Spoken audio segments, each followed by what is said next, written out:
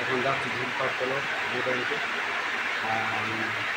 সাথে থাকো ঠিক আছে। চলো আমি যাই ঝিল পার সাথে ভিডিওটা দেখা হবে, সাবস্ক্রাইব করে লাইক করবেন আর দেখা করে দেবেন।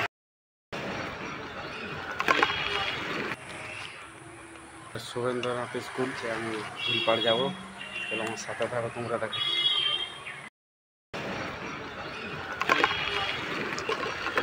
আর বন্ধুরা আমরা চলে এসেছি ঝিলপাড়ে।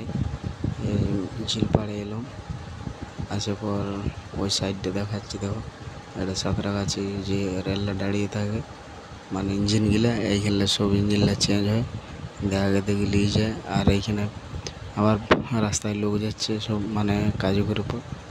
আর এদিকটা হচ্ছে ঝিল, আর দিকটা হচ্ছে ওই যে ইঞ্জিনগুলো, ওই ঘরটা দেখাচ্ছে ইঞ্জিনগুলো ওখানে সব মানে।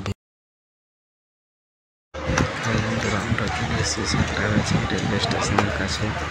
আমরা এসেছি রেলওয়ে স্টেশনে, কোথায় ট্রেন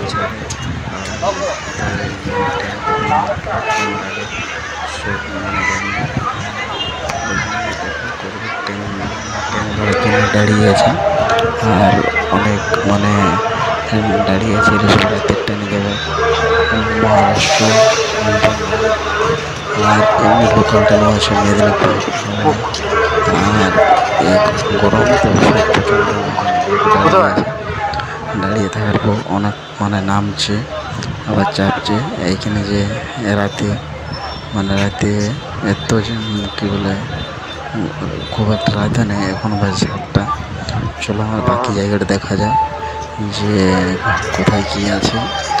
চলো এখানে একটা আছে গাড়ি, ওইটা হচ্ছে টিকিট কাউন্টার। আর পাশে রয়েছে দেখছো কিরকম বসে আছে। এই যে ওটা টিটিতে ধরেছিল, ফাইন করলে 1000 টাকা দিল।